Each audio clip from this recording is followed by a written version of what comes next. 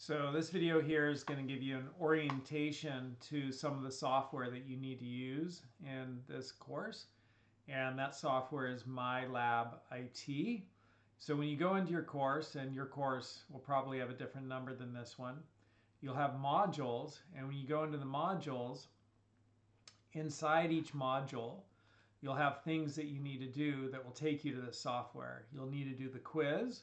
So there's a quiz for each chapter in the textbook, and I'll show you how to get to the textbook in just a second. Well, I'll show you right now.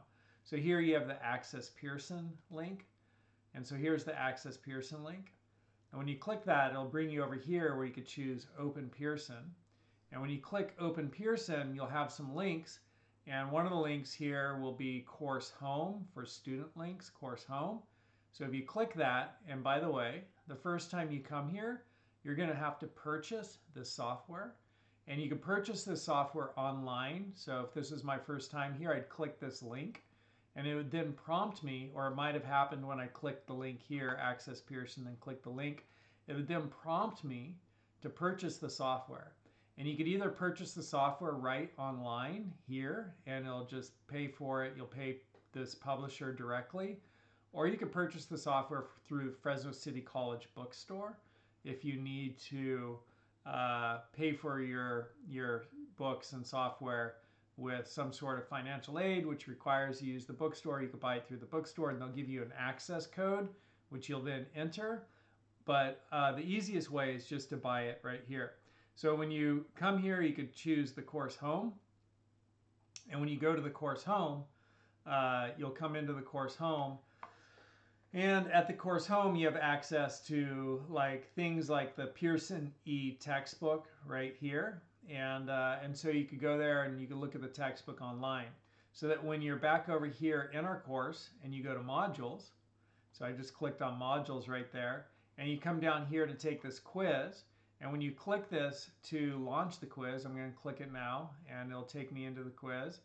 And here, and then I click Open Pearson, and it's going to launch the quiz. And when it launches this quiz, these quiz questions will be based upon the textbook. And here's the textbook that we're using at the time of this recording. You might have a slightly newer version if you're watching this in a future semester. But this quiz will be based upon the first chapter in the textbook, chapter 1, right? And each module, so if you look back over here at the modules, each module will have another quiz that you do. So here's the quiz for chapter 2 in module 2. And so you do that quiz, and you could use any resources you want to answer the questions in the quiz. So you could click Start Test. And if I wanted to, I could go over to Pearson, and I could, read. You should read the textbook chapter if you learn well through reading. I don't learn so well through reading. I learn really well by listening to things and by watching videos. And then also I learn well by doing things. Reading is also helpful for me, but it's not my favorite learning modality. So if you learn well by reading, read the textbook. But you can answer these questions any way that you find the answer. So the first thing you should do is just read the question. And it says blank tools gather information from sources such as emails, text messages, and tweets and make the information instantly and publicly available. Effective computing, crisis mapping, crowdsourcing, or social networking. And I would say the answer to that is crowdsourcing. But let's say I wasn't sure. So if I wanted to, I could Google this question. So I could just highlight this question. And once it's highlighted, I could right click it and I could choose Search Google. And when I search Google, here's here's it tells me crisis mapping, right?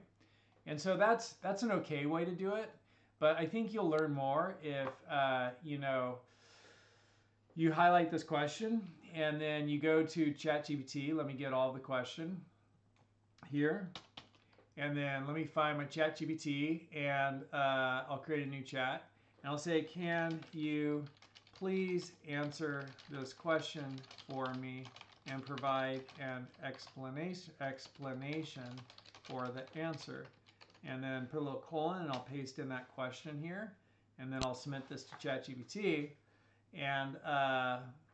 And the correct answer is B, crisis mapping. And then it explains it. Crisis mapping tools collect information from various sources, including emails, text messages, social media posts, and other data streams, and then display the information on a map in real time. So then it gives you a really nice synopsis explaining that question. And I think that's a really extraordinary tool. And I think it's an extraordinary tool not only to use in the real world, but anywhere, right? Like it's like there's more than the real world. I mean, like not only for like, learning in school, but for all of life, it's going to help you with learning. So part of what I want you to learn in this course is how to use this tool to help you learn, because it's going to help you learn everywhere in life, in other classes, and anything else you want to learn, because it's very specific to the exact thing, and it provides you some great explanations. So this is separate software. There's a free version of ChatGPT, and you could come here to this URL to get here. But the paid version gives you access to the latest version, which is the best, and it makes a difference in the answers between the free version and the paid version. This is $20 a month, and it's GPT 4.0 right now. By the time you check it out, there might be an even newer version if you're watching this at a future semester. But it's really worth paying, to me, 20 bucks a month, because it so enhances learning. And so you could answer those questions any way you want to find the answer. But remember that you're here to learn. So really try to help yourself learn. And when you go to get the answer, read through it and start exposing yourself to new information, so that you're building your knowledge base, so that when you're operating in the real world, doing things in the real world, you have a more informed perspective and you can contribute more intelligently to any conversations or work situations you find yourself in, and you'll be a more valuable member of whatever organizations you're contributing to. So you have to do the quiz, and then you also have to do a training and an exam. And these exams aren't like do or die. It's just like they're two different ways to kind of help you learn the material. You could take all of these things as many times as you'd like, and if you resubmit, your most recent score will be kept. And so if you don't like your score the first time, you could take it again. And you get points for all of these, and they have due dates, right? So you need to earn those points to earn your grade. So you're going to do a Windows training and exam, and then you'll do Microsoft Word training and exam, and there's 4 for Microsoft Word, and you'll do Microsoft Excel and PowerPoint and Access, which is for databases. But when you do these, you're going to, and I'm just going to close everything to the right here, so I'm going to close tabs to the right. And yeah, go ahead and leave. And when you do these, you're going to launch into a little area which provides you with training. And the first time you come here, it might ask you to enable, yeah, I'm not going to install that, but up here, we'll see if a pop-up arises. But it might say, do you want to allow pop-ups from Pearson? And you want to say yes, allow all pop-ups from Pearson. So I'm just watching up here to see if it asks me to allow pop-ups. And sometimes it asks that. So, and you want to also make sure that when you do this, you're using Google Chrome, because this runs best in Google Chrome. So I'm going to launch this now, and we'll see if it asks me to allow pop-ups. It didn't, so maybe I already allowed this in the past. So one important thing to know about this is that it's sometimes buggy, and when you're doing the exam, it might not allow you to complete a question even though you feel like you're doing everything correctly. And if that's the case, just make a little note of that and send me a message saying, hey, I was doing Windows 10 simulation exam and it didn't allow me to complete 2 of the questions. Will you please adjust my score? And then I'll just go in there and adjust your score. So it's a known issue that they're a little bit buggy. And if you hit that situation, just let me know about it and I'll adjust your score. So this is how you use it, the training. And so there's instructions here for you to do stuff. And it says sign into Windows using the Microsoft account for MyIT user. And this is just a simulation to check that you know how to do stuff. And so you'd come in here and you want to enter this password. So I'd come over here and I'd type in that password, MyIT Lab. 1, 2, 3, 4, and I can click this little eyeball to see that password to make sure I entered it right. And it says enter this, and dev note, the start state should be the sign-in screen. The only user available should be my, so this is like an error in the software. It's a little developer's note, you know, that shouldn't be there. And that's, the software has a couple of those little buggy things like that. But it's pretty good software despite that. But if you hit any of those errors, just let me know, and I'll just, and I grade on a curve at the end of the semester just to account for this. So then I would hit here, I just hit like that, and it's asking, and I don't want to save that password, right? But it says question complete. Now I'm ready to go to the next question, and you can see I'm on 2 of 26. And it says display the home page of the settings window.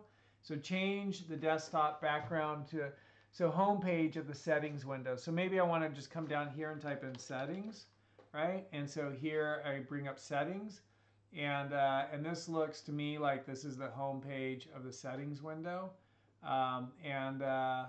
And so if I'm stuck, hold on one second, let me find out what to do next. Okie dokie. So, so now like it didn't like the fact that I brought up the settings that way, because I think I actually clicked this for my own computer. So I would have need to have gone over here and typed in settings here, and I was like, why is it not responding? So that's what happened.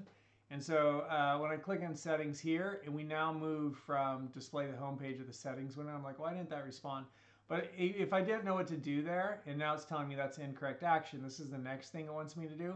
If I didn't know what to do, there, when I'm in the training, and so you have the training and then you have the exam, and when I'm in the training, I could come down here to learning aids, and I could go to like watch video.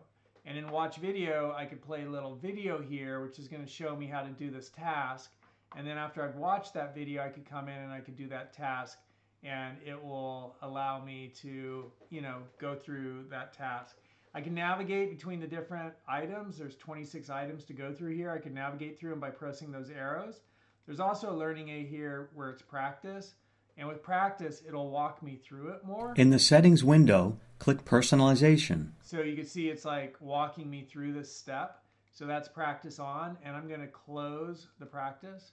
And so you have those tools down there to help you as you're going through the training. And then once you've gone through the training and learned everything, you'll then go through the exam and you'll do everything you learned in the training, except you won't have some of those tips that you got in the training.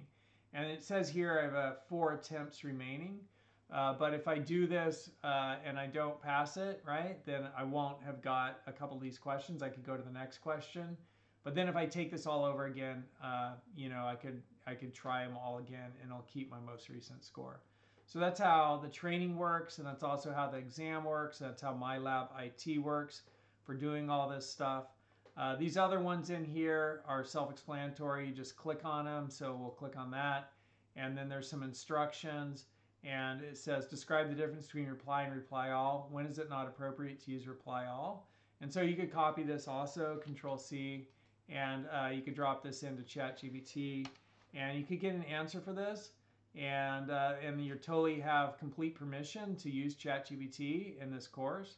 But when you get these answers, make sure you read through them, and then also look in them to see if you can adjust this response. So you shouldn't just take carte blanche what they've written, but what has been written, you should adjust it to fit for you. So you might take some things out of that, and remove a few things, rewrite a couple of things, and make it your own. And definitely make sure you're reading through it so that you're learning. So that's how you use MyLab IT in this course. And let me just give you that visual here. So we'll go back just to the modules, and we got our modules here. And that's how you do the quiz and do the training and do the exam. And you're going to have these in a lot of the modules. For the first, well, for a lot of this course, you're going to have these, so you'll be working on those. All right, I'm glad you're here, and have fun, and I'm looking forward to helping you learn some amazing things about computers.